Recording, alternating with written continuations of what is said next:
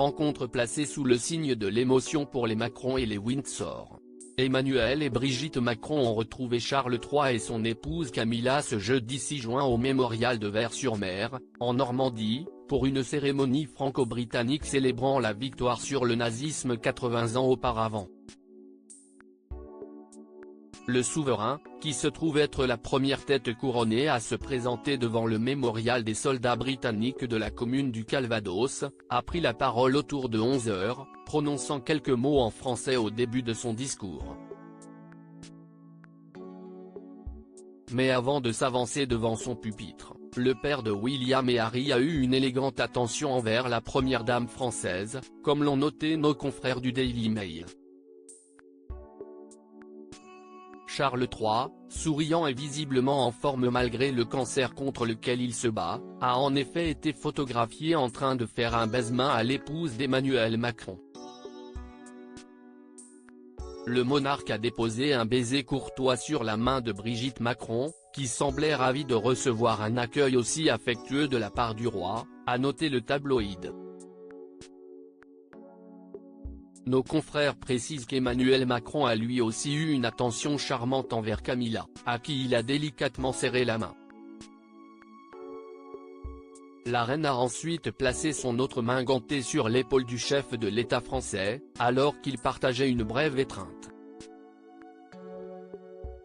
Ces retrouvailles auraient presque pu être gâchées par le léger retard de l'occupant de l'Élysée, qui a fait irruption une vingtaine de minutes après le couple royal. Charles et Camilla étaient clairement heureux de voir les voir arriver, comme leur salutation tactile le témoigne.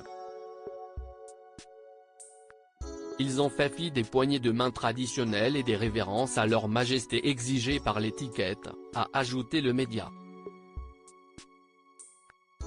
Supérieur à 80e anniversaire du débarquement, revivez les moments forts des commémorations. Brigitte Macron et Camilla ont tenu à sortir pour un moment touchant. L'autre image forte de ces retrouvailles franco-britanniques, c'est Camilla et Brigitte Macron en tenues accordées en train de se recueillir côte à côte. Les deux septuagénaires ont opté pour deux pièces d'un blanc immaculé, couvertes par un élégant manteau tout aussi clair pour la mère de Tiphaine et de Laurence Auzière. La première dame âgée de 71 ans a choisi un modèle plus court, s'arrêtant au-dessus de son genou, avec une longue veste à la coupe droite et au col montant. De son côté, la reine de 76 ans portait une robe plus longue et évasée tombant à mi-mollet, avec des manches longues.